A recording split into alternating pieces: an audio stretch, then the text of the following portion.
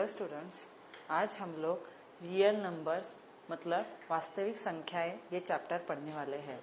इस पाठ में हम धनात्मक पूर्णांकों के दो अति महत्व गुणों से प्रारंभ करेंगे। इसमें फर्स्ट जो है वो है यूक्लिड विभाजन एल्गोरिदम। अभी यूक्लिड विभाजन एल्गोरिदम क्या है ये हम लोग नेक्स्ट स्लाइड में पढ़ेंगे। दूसरा जो गुण है वो जो है वो अंकगणित की आधारभूत प्रमेय, यूक्लिड विभाजन प्रमेय का। इसका मतलब क्या, जो कि हम लोग ने आज तक बचपन से पढ़ा है कि फॉर एग्जाम्पल अगर हम लोग कोई डिवीजन करते हैं, सो 5 2 10, सो रिमाइंडर इज 1। सो यहाँ पे जो कि 11 है जिसे हम लोग बोलेंगे भाज्य यानी डिविडेंड।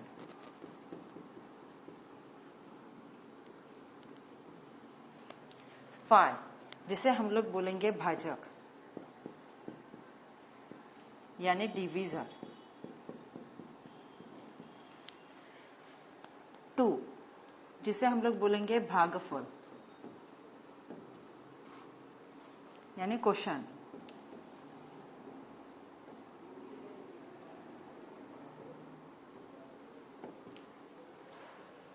सो हम लोगों ने जो आज तक बचपन से अब तक जो भी डिवीजन किया है उसे हम लोग एक समीकरण के रूप में लिखेंगे जिसे हम लोग बोलेंगे यूक्लिड विभाजन प्रमेय का। तो वो समीकरण क्या है? वो समीकरण है dividend is equal to divisor into quotient plus remainder. यहाँ पे रिमाइंडर है 1,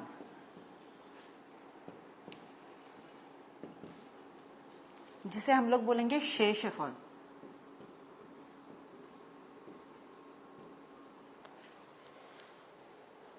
यानी भाज्य इज इक्वल टू भाजक मल्टीप्लाई बाय भागफल प्लस शेषफल। अगर यही सेम उदाहरण अगर हम लोग समीकरण के रूप में लिखेंगे तो कैसे आएगा? यहाँ पे भाज्य क्या है? 11। सो 11 इज इक्वल टू 5 इंटू भागफल यानी 2 प्लस 1। अगर हम लोग ये सॉल्व करते हैं, सो 5 2 10, 10 प्लस 1 इज इक्वल टू 11, यानी हमारा भाजक जो कि हम लोगों को यूक्लिड विभाजन प्रमेय का से प्राप्त हो रहा है।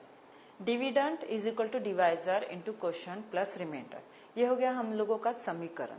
यहाँ पे यूक्लिड विभाजन प्रमेय का में a is equal to B Q plus R, जहाँ पे r यानी शेषफल यानी reminder.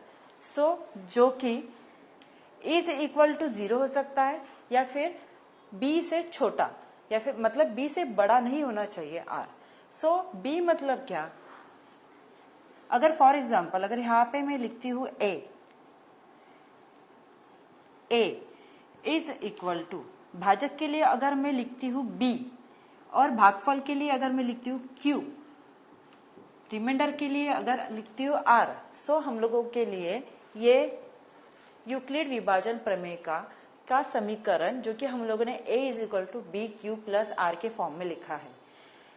So a is equal to B Q plus R, यहाँ पे ये लोग बोल रहे हैं यानी कि जैसे r इज इक्वल टू 0 और ग्रेटर देन 0, मीन्स r कोई भी नंबर हो सकता है जो कि इज इक्वल टू 0 भी हो सकता है, और smaller than b means what? b means what? भाजक, भाजक से बड़ा नहीं होगा r। सो इसके लिए अगर हम लोग एक एग्जांपल लेंगे जो कि हम लोगों ने इसे पहले भी किया है, 5 divide by 11, so 5 2 10, remainder is 1 यानी शेषफल। सो यहाँ पे जो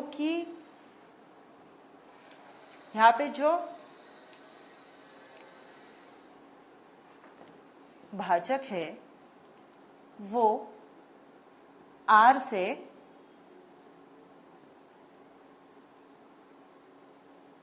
बड़ा है,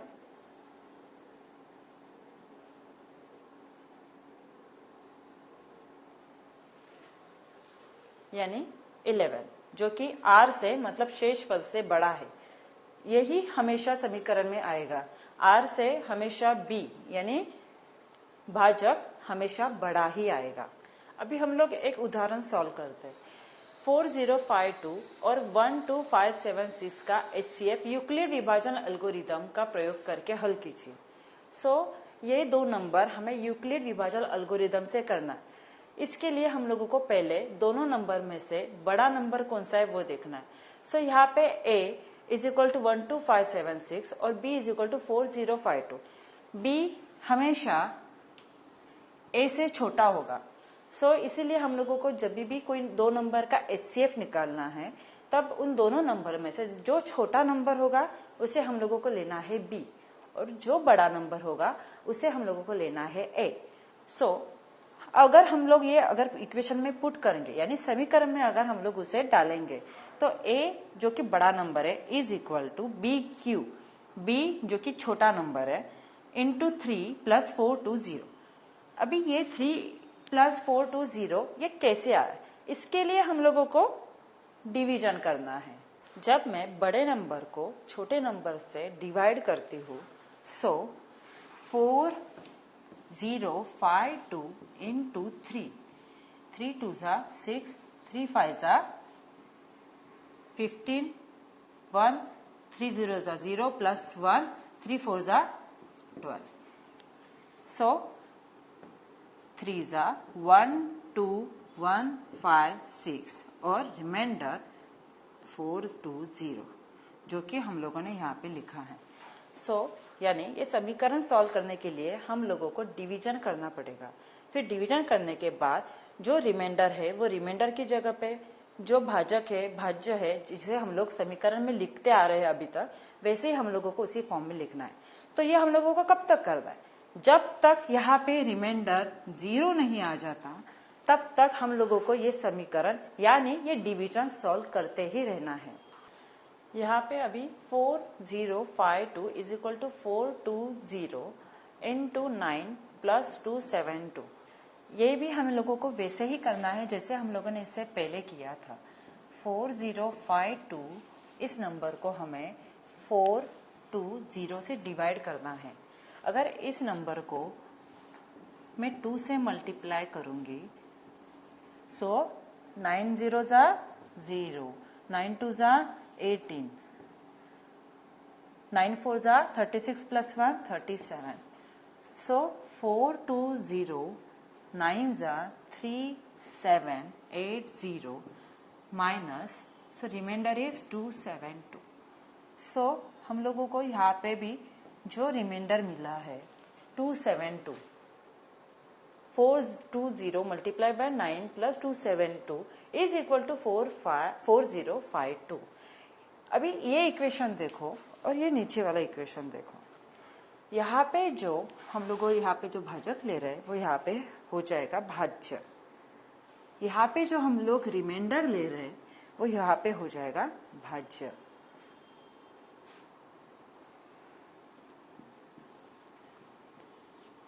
अभी इसके बाद वाला इक्वेशन हम लोगों को यही नंबर कंसिडर करके सॉल्व करना है। नेक्स्ट इक्वेशन, नेक्स्ट समीकरण में जो भी हम लोग इक्वेशन पहले वाले समीकरण में जैसा किया था, यहाँ पे जहाँ पे अभी यहाँ पे जो भाज्य है वो चेंज हो गया और जो रिमाइंडर है उससे हम लोगों को इस नंबर को डिवाइड करना है यानी भागना है।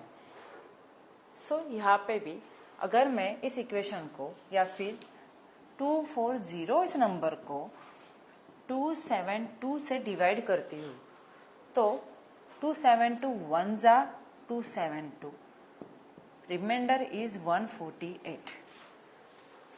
यहाँ पे हम लोगों को इसी इक्वेशन को फिर से यूक्लिड विभाजन प्रमेयिका के स्वरूप में लिखना है।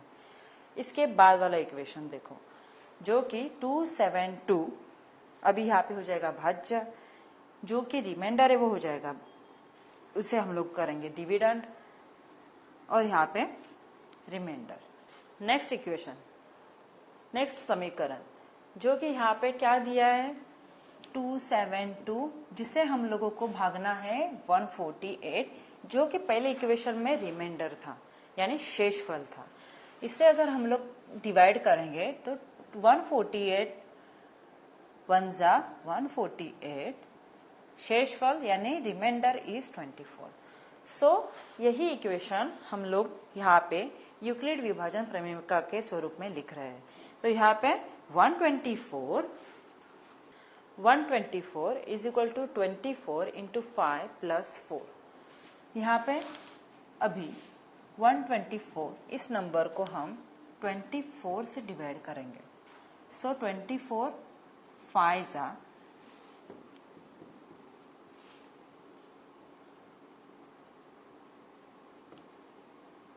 120, so remainder is 4.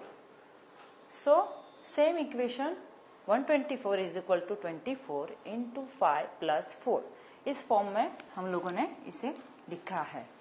Next equation में यहाँ पे जो भाज्य है वो बन जाएगा भाजक, और जो रिमाइंडर है उससे हम लोग उसे डिवाइड करेंगे। सो अगर यही इक्वेशन में यहीं पे सॉल्व करती हूँ, सो क्या आ जाएगा, 24 को हमें 4 से डिवाइड करना है। सो 4 6 जा 24, यानी शेषफल जो कि आ रहा है 0। सो अभी यहाँ पे शेषफल यानी रिमाइंडर 0 आ रहा है, मतलब इसके बाद हम लोग ये इक्वेशन सॉल्व करेंगे क्या? नहीं। क्यों? क्योंकि यूक्लिड विभाजन प्रमेय का लास्ट वाला आंसर यानी रिमाइंडर अगर 0 आ रहा है तो वो समीकरण वहीं पे खत्म हो जाएगा। 24 is equal to 4 into 6 plus 0। यहाँ पे रिमाइंडर यानी शेषफल हम लोगों को 0 मिल रहा है, इसलिए ये समीकरण यहीं पे खत्म हो जाएगा। तो जब हम लोगों को शेषफल 0 मिला है, तब यहाँ पे कौन सा नंबर आ रहा है? 4, यानी 4 ये नंबर है जो कि इन दोनों नंबरों का HCF है। उदाहरण दूसरा, दर्शाइए कि प्रत्येक धनात्मक समपूर्णांक 2q के रूप का होता है तथा प्रत्येक धनात्मक विषम पूर्णांक 2q प्लस 1 के रूप का होता है, जहां q कोई पूर्णांक है। सो मान लीजिए a कोई धनात्मक पूर्णांक है, सो तथा b इज इक्वल टू 2। मतलब अभी हम लोग जब ये इक्वेशन समीकरण सॉल्व करेंगे तब हम लोगों को यूक्लिड विभाजन प्रमेय के इक्वेशन में समीकरण में b इज इक्वल टू 2 रखना है। नेक्स्ट, किसी पूर्णांक q which is greater than 0, मतलब जो नंबर 0 से बड़ा होगा, उसके लिए r इज इक्वल टू 0 या फिर r इज इक्वल टू 1 हम लोग इस इक्वेशन में यानी समीकरण में पुट कर सकते हैं। यहाँ पे देखिए r इज इक्वल टू 0, अगर हम लोग यूक्लिड विभाजन प्रमेय का यानी बी क्यू प्लस आर इस इक्वेशन में b इज इक्वल टू 2 और and r is equal to 0 अगर रखेंगे तो इक्वेशन क्या आएगा? a is equal to 2q plus 0, यानी a is equal to 2q, जो कि हम लोगों को सॉल्व करने के लिए दिया हुआ फर्स्ट इक्वेशन था। सेकेंड, इस इक्वेशन में अगर a is equal to B Q plus R, जहां पे r इज इक्वल टू 1 और b इज इक्वल टू 2 अगर हम लोग रखेंगे तो a is equal to 2q, r की जगह पे प्लस 1। सो ये हम लोगों को दिया हुआ दूसरा समीकरण था, जो कि हम लोगों ने इससे पहले भी किया था। देखिए 2q एंड 2q प्लस 1, अरे मर झाला। सो यहाँ पे a is equal to B q समपूर्णांक संख्या है। क्यों समपूर्णांक है? क्योंकि यहाँ पे b इज इक्वल टू तो 2q है, और यहाँ पे जो कि रिमाइंडर यानी शेषफल है वो 0 है, तो यहाँ पे जो भी आंसर आएगा वो क्या होगा? समपूर्णांक। यहाँ पे प्लस 1 है, यानी अगर हम लोग किसी भी नंबर में अगर प्लस 1 करते हैं तो वो नंबर विषम पूर्णांक आएगा, क्योंकि यहाँ पे b की जगह पे हम लोग 2 पुट कर रहे हैं। सो यहाँ पे जो हम लोगों को समीकरण में जो संख्या मिलेगी वो क्या होगी? विषम पूर्णांक। उदाहरण तीसरा, दर्शाइए कि एक धनात्मक विषम पूर्णांक 4q प्लस q प्लस 1 या 4q प्लस 3 होता है। हल यूक्लिड विभाजन एल्गोरिथम से b is equal to B Q plus R, जो कि हम लोगों को इस इक्वेशन में भी यूज करना है। यहाँ पे अगेन r जो नंबर है जो कि 4 से छोटा होगा, सो 4 से छोटे हो कितने नंबर है यहाँ पे 0, 1, 2, 3, यानी इस समीकरण में हम लोग 0, 1, 2 और 3 ये चारों नंबर डाल के हम लोग समीकरण निकाल सकते हैं। और b इज इक्वल टू हमें यहाँ पे लेना है 4। सो फर्स्ट जो कि उनको चाहिए 4q, सो ये कैसे आया, अगर a is equal to B Q plus R, इस समीकरण में अगर मैं b is equal to 4 put करती हूँ और r is equal to 0 put करती हूँ, सो 4q प्लस 0 यानी a is equal to 4q। यहाँ पे a is equal to 4q, a is equal to B Q plus R, b के जगह पे हम लोग 4 पुट कर रहे हैं और r के जगह पे हम लोग 0 पुट कर रहे हैं। So a is equal to 4q।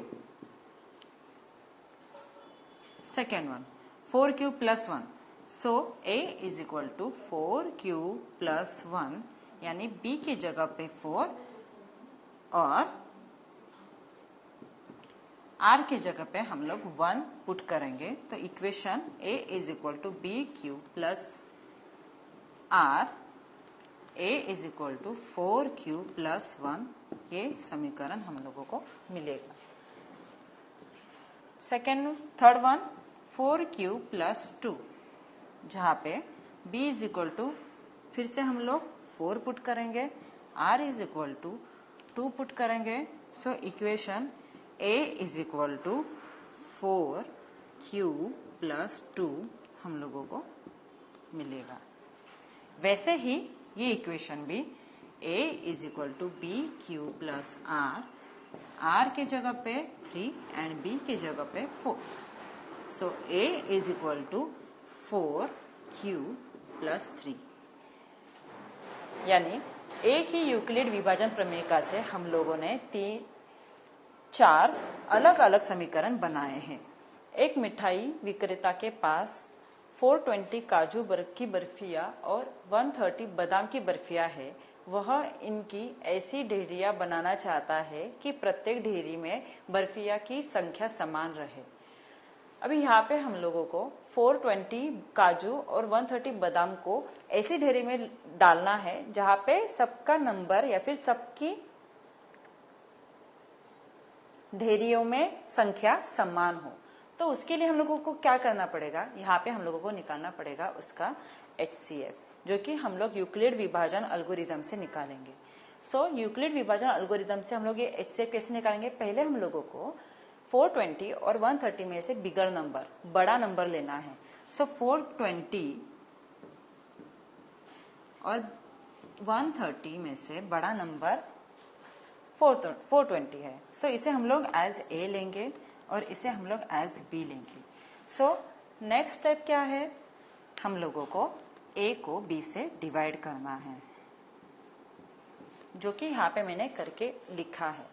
420 को 130 से अगर मैं डिवाइड करती हूँ, सो 133 जा 133 जा 3 0 जा 0, 3 3 जा 9, 3 1 जा 3, 390, so remainder is 30.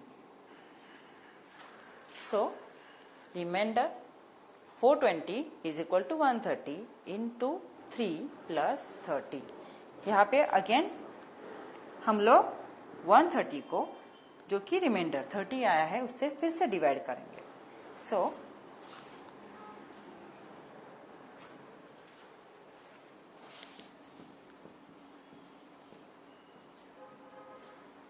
फोर जा, सो 34 जा 120, 120, so remainder is 10. Remainder is 10, यानी शेषफल 10 है। सो फिर से नेक्स्ट स्टेप 30 को हम 10 से डिवाइड करेंगे। सो 10 1 जा 10, 10 2 जा 20, 10 3 जा 30। सो यहाँ पे शेषफल 0 आ रहा है। सो इसके आगे हम लोगों को ये समीकरण सॉल्व नहीं करना है। 0 आने के बाद यहाँ पे कौन सा नंबर आ रहा है? 10, यानी 10 ये जो नंबर है, ये नंबर इन दोनों नंबरों का HCF है, जो कि 420 और 130 है। 420 और 130 का HCF 10 है। 420 और 130 का HCF 10 है, इसीलिए प्रत्येक प्रकार की बर्फियों के लिए मिठाई विक्रेता 10-10 की ढेरी बना सकता है। So what did we learn today? हम लोगों ने आज क्या सीखा? हम लोगों ने आज रियल नंबर यानी वास्तविक